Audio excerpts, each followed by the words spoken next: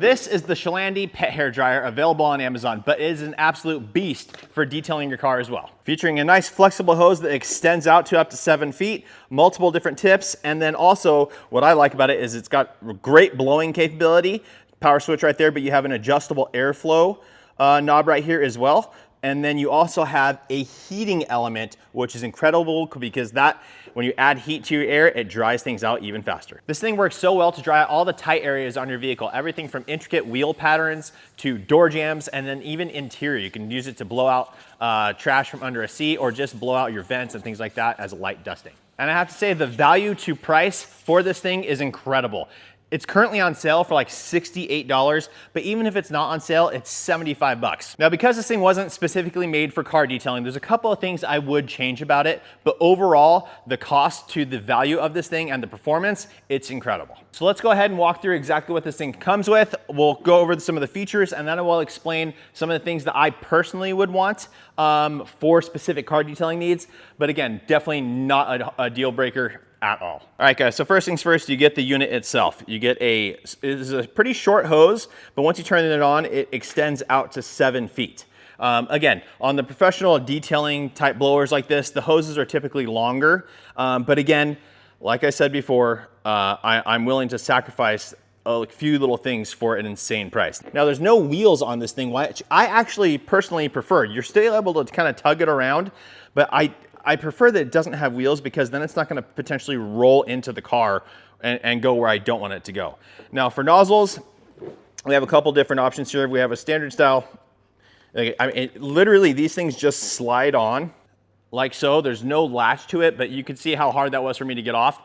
They stay on nice and secure.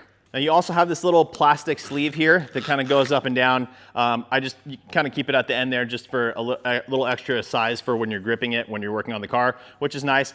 Again, this is one of those things that if it was specifically for car detailing, I would prefer if it was like a rubberized piece, but again, not the end of the world here. So for the nozzles, we get 4 different options. One of them, obviously, would like run through your pet's hair. We're never gonna use that. I'm trying to think if there's any situation where I could potentially use this, and they're actually, on really, really high-end vehicles, the Rolls Royces, they use that like, I don't know if it's sheepskin or whatever, but it's like a really long fur floor mat, and sometimes things get stuck in there. And to be able to have the blower on and kind of comb through it would actually probably be beneficial because a lot of things kind of get stuck in there. So, but in 99.9% of the time, you're gonna be not using that one. Then we get a typical, just regular sort of crevice style tool or nozzle. We get a little fan style, right? So a little bit wider, a little bit narrower of an opening, and then we get the standard, just little rounded out blower side. Now, another cool feature of this thing is that it is actually filtered, right? So you have a filter on the back here, and you can actually just pop that out.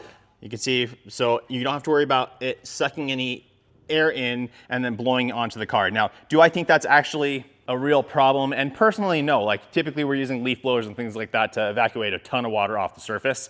And that's, honestly, that's not personally what I would use this for. On a ceramic coated vehicle, yeah, you can do the whole car with it.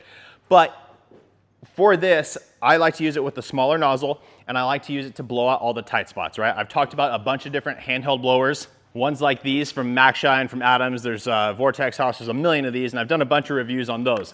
Cobalt just came out with a new one. Greenworks just came out with a new one that you can get at Walmart for an incredible deal. So go check out those videos too if you're interested in something like this. But the benefit of this one is, again, filtered air, heated air, and the fact that you are able to adjust everything as much as you need. You can turn the heat on or off, you can adjust the airflow, all that. Then in the package, you also get an additional spare filter, so you can actually swap that out when it gets too dirty. And then, I didn't even know this came with it, but you get a little glove, like a pet hair glove. Hopefully you guys can see that. I know the reflection is a little bit bad. There you go. So obviously that's for, again, for your pet. You're trying to dry off your dog, you can do that. It'll help to pull some of the hair out. But again, that is a usable item for car detailing as well, to get in there and kind of pull and get some dog fur and things like that out. So it's just kind of cool that they included that. I didn't expect that. Now back to the hose. It's really cool actually. So you actually have this little ring clip here. So you can pull that off, and then this slides off. So you can see that little piece there. When you look inside the hose, there's nothing to hold it in, right? But then you would put this back on. Just got to line it up with the holes. There you go, snaps into place. And now you have these 2 tabs that hold onto this. So in order to insert it, you do have to kind of back these off to remove it. There you go. And then you're able to slide it on, and then you snap these back into place. Where there's one, and the other one, you just have to find it. And there you go. Now it is locked into place and will not pull off. So like I said, if this thing was designed specifically for car detailing, there would be a couple things I would change, right? Longer hose, I would like a little bit more area to be able to work with. Probably a 10-foot hose that extends out to 15 or something like that would be great, versus this thing's like 3 feet, extends to 7 feet. I didn't have a real problem with it. I'm gonna show you guys me working on a vehicle with this, and it does an absolute fantastic job. Again, the heating element in it does a great job of heat. So when you're trying to draw out trapped water behind like your side view mirror, air is great, right? But when you add in the heat, now you're not just trying to blow it out, you're actually helping to evaporate it. So you're getting a better solution there, right? But along with the longer hose, I would also like rubberized tips on the attachments, just because if you do bang up against it, again, these are smooth. I don't think it's gonna be a big issue, but if it was rubberized, you'd feel extra safe about it. So one of the things I was actually wondering about though, because with little canister styles like this, the air heats up just from the motor running. So I was really kind of considering, is the heating element doing anything different than that? And I do want to test that out. Now I will state that I first learned about this thing from a buddy of mine who comes in and shops at my store, Detailer Supply in Escondido. His name is KJ. If you're in the San Diego area and you want a great detailer, great ceramic coating specialist, all that kind of stuff, check out his Instagram page, just Junior's Luxury Detail. Fantastic work. So with this, he did show it to me right off the bat, turned it on, showed me the adjustment. I was blown away by it. And then he hit the heating element, and I felt it heat up pretty quickly. So is that just speeding up the process? What I want to do today is test the amp draw on it once we hit the heating element, because that should draw more amperage. And then we're also going to test, this is a little thermometer. We'll test the output of the air coming out to see if it makes a big difference or not. All right, guys, so we're going to go ahead and get this thing set up. So here's my little amp meter. So we're just going to plug it in. Right now it's in volts, so we're getting 119.5 volts out of the wall.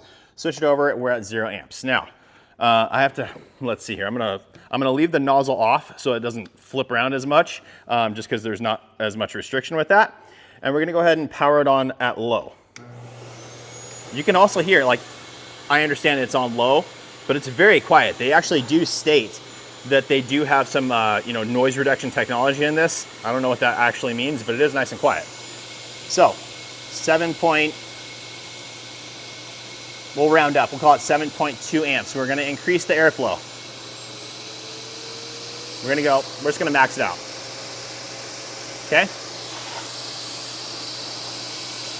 9.56 amps. Now, I just realized something. Because we are running this wide open, that's creating less of a draw. So I'm gonna go ahead and attach this nozzle to it. There we go. And now, oh, maybe not, maybe it's the same. I thought that restriction would cause it to spike up more, but it didn't really, so that's good. So again, guys, we're at 9.35 amps, it's just kind of bouncing around there. Let's go ahead and throw the heater on now. I'm gonna split the switch. It is on, there you go, wow. And that puts us up to 14 amps. So there's proof right there, it actually does have a heating element in it. Very, very cool. So I turned that back off. I'm going to go ahead and turn the machine back on, let it run for a little bit, and then with the thermometer, we're gonna test and see what the temperature is coming out. So I actually let it cool down after starting it right then. So now we're gonna go ahead and leave the heating element off. We're gonna go ahead and turn the power on.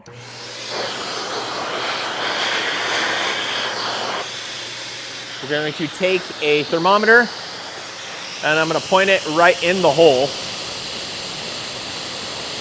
and see what we got. So right now we are reading,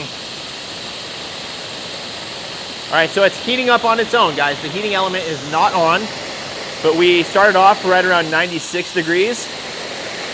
We are now up to 122.5, 130, 130. Let's go ahead and flip the heater on and see if it speeds up the process. Again, our amps just jumped up considerably.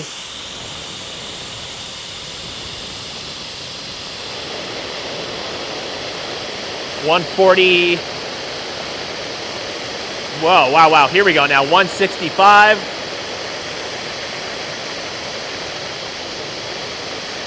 170. Let's see here. I'm having a hard time angling this into the hole. Here we go.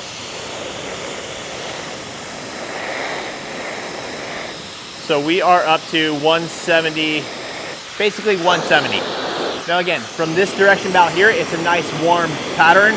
Actually getting pretty hot though. And then obviously I'm taking temperature inside of this, so it's accumulating, but.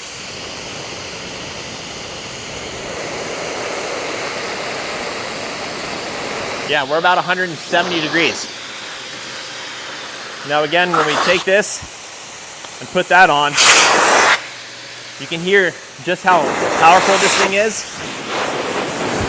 Okay, so there's nice power to this thing. And again, it just does an insane job.